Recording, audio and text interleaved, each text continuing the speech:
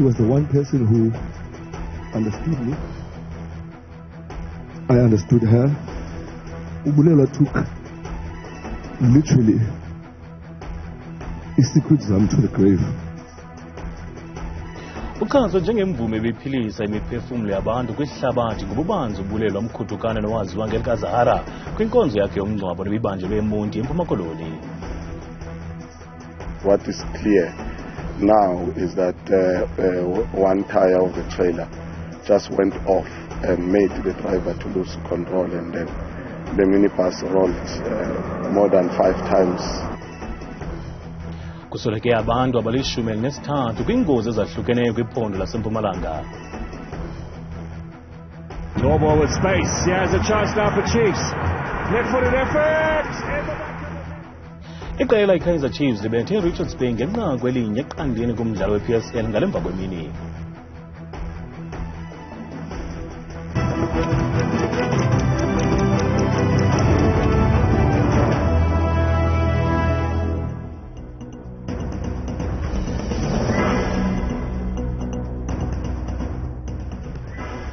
Sinamkele kwindaba zethu ngokuhlanje andiyami ndodwa ndihamba nophumza sikhumba noyitolikweni lezandla Bhotani Mzontsundu.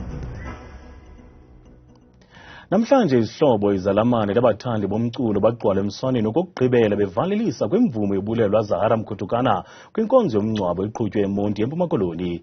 Izithethi ziyityibele intombi yakwaMkhuthukana zincoma negalelo benalo lokuphuhlisa imiphefumulo yabantu ngomculo wakhe kweli lizwe nakwihlabathi liphela.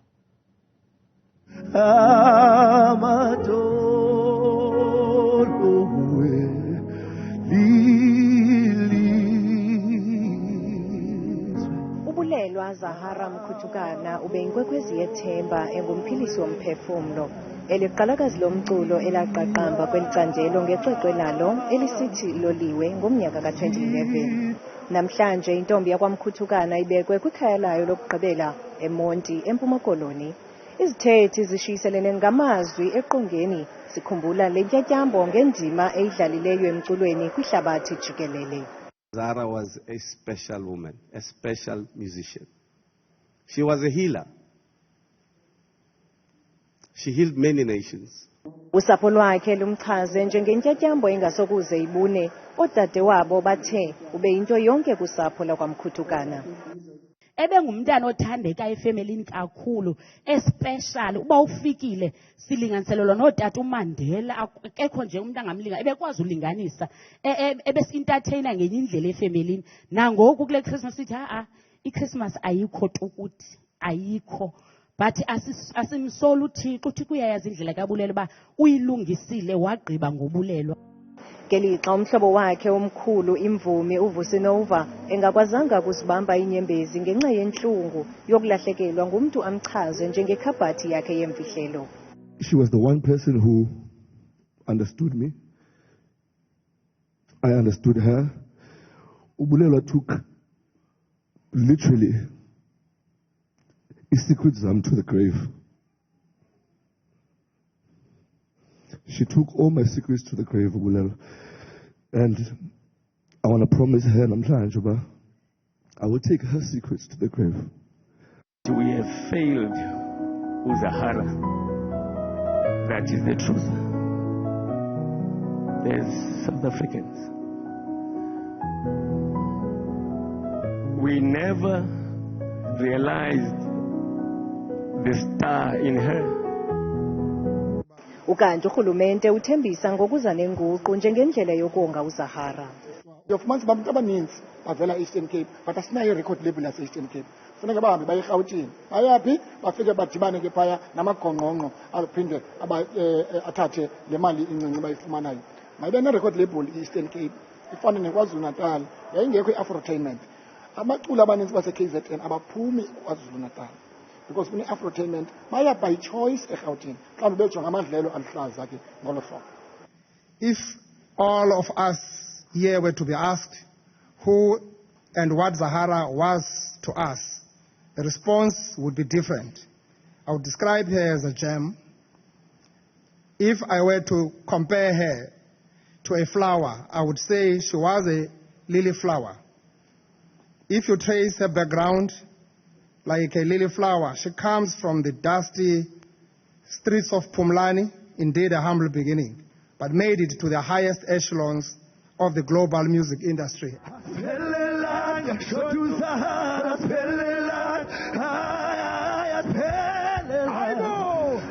Kambe uSpinach uyakukhunjulwa ngobuchule bakhe bokubhala ingoma, ilizwi lakhe elithuthuzela imiphefumlo. Lala ngoxolo kumkanikazi indini yomculo, lala ngoxolo masithathu. Kwiindaba zethu kuChannel 163 oziphathelwa yiNewsroom Africa, ndinguZuki Cetywayo, ndiseMonti, eMpuma Koloni. Ukanti imvumi, amaqumrhu karhulumente, abathandi bomculo wakhe kwanendlu yenkosi kwiphondo leMpuma Koloni bamtyibele uZahara nanjengomntu benothando, umbhali bephilisa ngomculo kwanomntu othathe ulwimi lwesiXhosa olubeka emanqwanqweni kwihlabathi jikelele. Zahara's music played a huge role in social cohesion of this country. Her music didn't only heal and give hope to people. Her voice and struggle reflected the challenges of many in our industry, our country, and globally. For the industry, she contributed a lot. Her debut album in 2011, what people might not know, saved the business of the South African music industry. uZahara ndizamkhumbula ngoba ngumntana bene-presence. Awukwazi uba secanga kwakhe ungayifilishi that kumntu okhoyo noba niphi na. And ngumntana ebenothando enobubele. Akathanga naxa ebona ukuthi uThixo umsikelo wambeka ndawoni na walibala. Uthi uba ubuyile waba phakathi kwethu kube mnandi kube njeya. Such a bubbly girl and enobubele ebantwini almost bonke. Udlale indima enkulu kuMzantsi Afrika wonke, bi-Afrika yonke. Ubeliqhawe elizisa ukukhanya ehlabathini liphela. Silahlekelwa kakhulu singuMzantsi Afrika. Kubuhlungu ukulahlekelwa ngumuntu ofana noZahara. Iinkosi zalapha eMpuma Kapa, zalapha eMzantsi Afrika, ze-SADC region, ze-Afrika, zelizwe lonke ziyazingca ngale ntombi kuba ithathe ulwimi lwesiXhosa esizingca ngalo yaluthatha yalubeka kwi-international map. Sithi hambe ke masithathu, inene ukufa kusigqebeli ngophi iduma ngokusithathela wena. Isebe elijongene nokhuseleko loluntu eMpumalanga libongoza abaqhubi ukuba baqhube ngenkathalo bathobele nemithetho yezendlela. Ngabantu abali-13 basweleke kwingozi zeliphondo namhlanje nje kuphela. Uninzi lwengozi kuvakala ukuba lubangelwa kukungakhathali kwabaqhubi. Tikhulu letibuko tekuphepha setinxuse abashayeli ukuthi bacaphele baphindze bahloniphe imithetho yemigwaqo. Kushone bantfu labalishumi kwathi labanye balimala etingotini letenteke etindzaweni letihlukene eMpumalanga namuhla. Kulenye yaletingoti itekisi lebeyilibangise e7 laseMozambique igicikile emgwaqweni iR38 emkhatsini kwaseBarberton naseManzana. Bantfu labasithupha bashone khona lapho. We are still investigating all possible causes of this accident, but what is clear now is that one tire of the trailer just went off and made the driver to lose control, and then the minibus rolled more than 5 times down the mountain. But we really suspect overloading. Kuphindze kwashona abantu labane emgwaqweni iR23 emkhatsini weVaal kanye neStanderton lapho kushayisene khona itekisi kanye nemoto lencane. Kanti-ke nasendzaweni yaseFosman emalahleni kushone abantu labathathu ngesikhathi kushayisana timoto letimbili. Tikhulu tithi lengoti yaku R38 ngabe ayikendeki kube umshayeli usebenzise umgwaqo longuthela wayeka iN4. Well, I'm more worried than disappointed because what traffic officers are doing are trying to protect people from dying. You can see that this was as a result of a driver who said, I must run away from traffic, because he could have used the N4. He decided to use this road, which I don't think he knows this road very well. He's running away from traffic officers.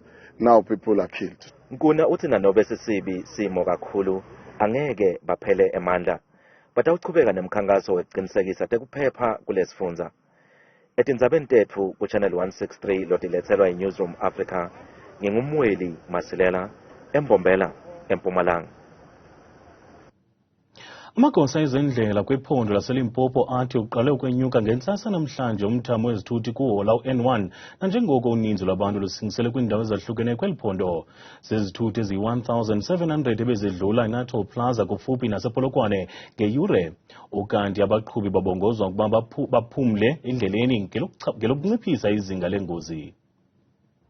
Beziqalathelana izithuthi ku-N1 kwiphondo laseLimpopo kukhangeleka ngathi uninzi lusebenzisa le mpelaveki ukutyelela kumakhaya abo nanjengoko selusondela umhla weKrisimesi. Ngokwengxelo zabo basemagunyeni bathi umthamo wezithuthi nezisebenzisa lo hola wendlela kulo nyaka uthe chatha xa uthelekiswa nomthamo wezithuthi ebezisebenzisa le ndlela kunyaka ophelileyo. Well, like yesterday, it clocked in the morning 1,600. Also this morning, it went to 1,600 and we were forced to open the gates for free. But the highest that we have recorded today is 1,717. It shows that there's still a signal, an indication that we are having a challenge when we compare to the previous years. Abenkonzo yesipolisa bakwasebenzisana nesebe lezekhaya ukuqinisekisa ukuba abo baphumayo kanye bangenayo kwimida yeli bakwenza oko ngokusemthethweni. Inkonzo yesipolisa yeli ikwavalele abemi bangaphandle abangene kweli ngokungekho semthethweni. We've already made 855 arrests since we started on the 12th of December this year. Today is very busy. I think this is one of our busiest days. Today and tonight will be the peak of the vehicles going out of the country, but we are ready for them. Uluntu lubongozwa ukuba lusoloko luhlola izithuthi zalo lugcina ucwangco ukuqinisekisa ukhuseleko ezindleleni. Sembulise kwakhona kwinqaku lethu lokuqala sithe uchazwa njengemvume ebiphilisa imiphefumlo yabantu kwihlabathi ngokubanzi ubulelwa mkhutukana nowaziwa ngelikaZahara kwinkonzo yakhe yomngcwabo ebibanjelwe eMonti eMpuma-Koloni.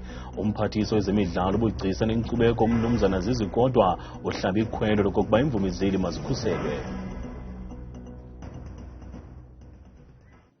Kanti abantu baphefumle kwiqonga lethu lezonxibelelwano ngemvumi uZahara.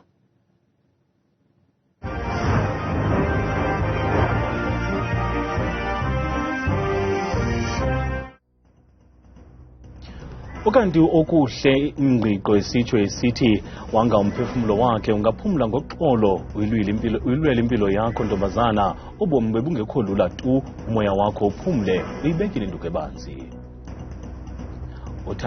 Uthandekile esitsho esithi makalale ngoxolo nathi silahlekelwe kakhulu nguSisahara kubuhlungu nakuthi besimthanda kakhulu.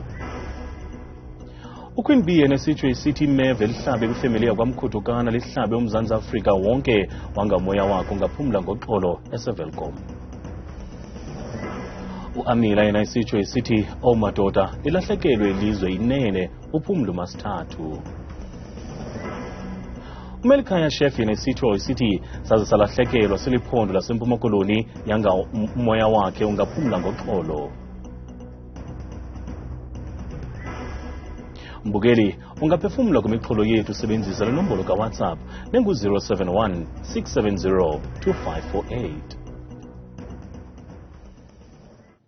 Nanjengokuba iintsapho zibhiyozela iiholide zeKrisimesi kodwa kukho abo baswele indawo zokufihla intloko ukutya kwanobucobhalala obufana nezinto zokuthambisa imizimba kwisixeko saseRhawutini nje kuphela babalelwa kwi-15,000 abantu abangenamakhaya bathi iimeko zobomi zenza ukuba ngeli xesha lonyaka baswele into esisiwa phantsi kwempumlo.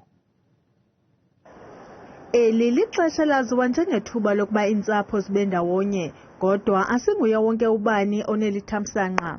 If umfethu bongathola ithuba lokuthi wenze ongathanda ukwenza ngoKhisimusi, iKhisimusi yakho ungayispenda kanjani kuphi? Yo, mfethu athawumbe ngihleli nje lo mama wami manje mfethu ngoba iminyaka siminingi ngingenayo lo mama yabo. Shothi bembulawa idanyane mfethu. Umbona senjinji life sengikhwaya kanje inyawo kanje. Umuntu nje oziphumele eBC edanyane. Kusela 2019 yabo. Ngathi kusela 2008 kahle kahle ngumuntu ogangayo ngenejele emphuma ngenza nje ubona ngilalutho ngisomfethu manje senzama uqala new life la ngikwazi ukuthi impilo yami yabo ngaqhushekwa na uthi umsebenzi awukho futhi nawe uyawazi ukuthi awukho umsebenzi akho kudla kompahla kunento yokugqoka kunanix sibantu nje usibone nje. Abo babuya kuhlala ezitalatweni baphosa amazwi kwabo basaphila ezitalatweni. Mina, a message to them, bangazami ukuthi beza la edrobheni because it's too risky. Day before lapha emva kwesonto esonta kulo kubulewe umuntu ukwazwe 11 holes. So it's a disaster. They mustn't even think of coming to the streets. They'd rather go to school. Impilo kuhlala ezitalatweni ke ayikhethi bani.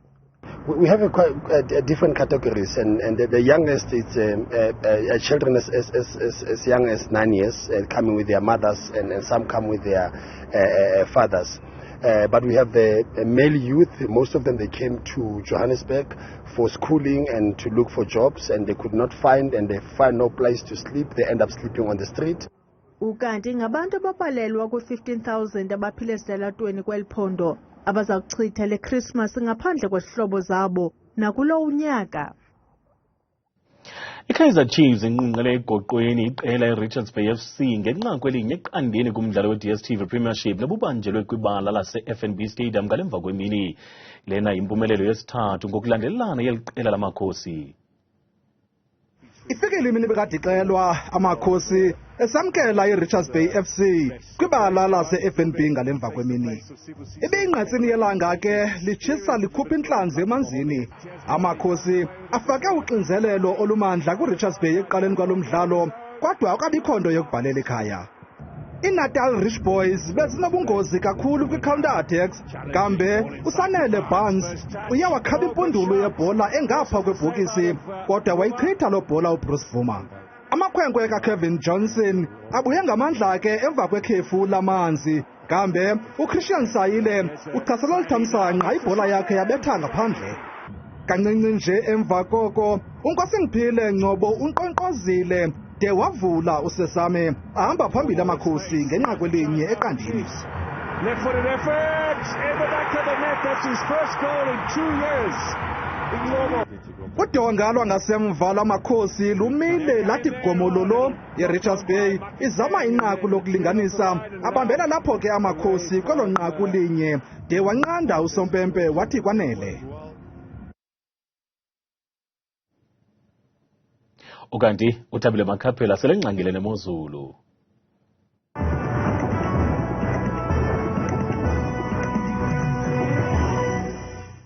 Nkosi wethu mazaleli kudesika yakho enhle yendaba ndiyakubulisa bukeli wami ekhaya ndikwamkela kaloku ke kule yam bethuna idesika yemozulu mna ndikuThabile Makhaphela uMamthembu uNgoza nantsimbi Zulu. Sivule ke mbukelo mekhaya ngoqwalasela ngokuba ingxelo kaloku yemvula imimoya ngekuseni ngomso naphaya emini kuwo wonke nje uMzantsi Afrika phako Welcome futhi bevuka kakuhle ngamashumi amabili njani kutshisa impela xa bevala lamini futhi ngo-34 degrees Fahrenheit futhi kusatshisa kakhulu namafunja angephi pha ngorhatya ka-34 degrees. Amaqondo wethu ke mbukelo aphakamileyo ngomso sivula pha kaloku eMpuma Koloni njengapha koGqeberha ngo-19 degrees ekuseni bavala usuku ngo-24 degrees. Bukelo mekhaya baphila ngolu hlobo bona phakole hodwa pha eFree State futhi njengapha enqamini eFixburg ngabashumi amabili njani batshisa kakhulu pha impela imini yonke ngomso ngo-35 degrees. Bukelo mhle apho ekhaya baphila ngolu hlobo pha ephondweni entshona Koloni ngomso Beaufort West ngo-18 ekuseni baqukumbela usuku lwabo kamnandi ngomso bexa khona amafake pha ekuseni futhi ngala-31 degrees wokuvala usuku. Naso ke imeko kwakhona kwelapho lapha eNorthern Cape ngomso ubuphaka lokho koDiara amazantsi ephondweni ku-19 degrees kuyatshisa ngorhatya ngamashumi mathathu azaphinde akhatshwe sisithathu.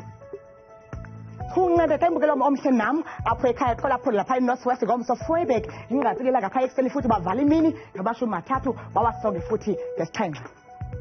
Rustenburg 21 degrees xa bevuka pha ekuseni kokweliphondo linye laseNorthwest. Yona ke imeko pha eGauteng apho sikhoyo bethuna njengapha kumbindi ka-30 degrees phofu ekuseni bevuke kamandi ngeshumi nje likhatshwa sisibhozo. Mzontsudi wami omhle ohleli apho ekhaya baphila ngolu hlobo pha ephondweni kumantla apha eMzantsi Afrika njengapha kaloku Limpopo bona uhlala pha kwiindawo ezikufuphi neThaba Zimbi ngamashumi mathathu nje aphole kamandi ngesihlanu Polokwane ku-31 degrees otshisa yonke imini ngomso. Nazo ke imeko pha ephondweni eMpumalanga ngomso Ermelo ngo-15 degrees bavale kamandi usuku nemvula kona zingephi ngabashumi amabili nje abe nesithandathu. bukela mekhaya nathi ke imozulu phakathi ephondo lokugqibela esivala ngalo phi KwaZulu Natal Pongola 22 degrees kanti yatshisa la mozulu kakhulu pha ngorhatya ngama-34 ngokunjalo pha Lady Smith ngama-30 akhatshwa sisibili bethula itshopi imeko apha kude sky imozulu mna ndikuthanda kangaka ixesha lemyole.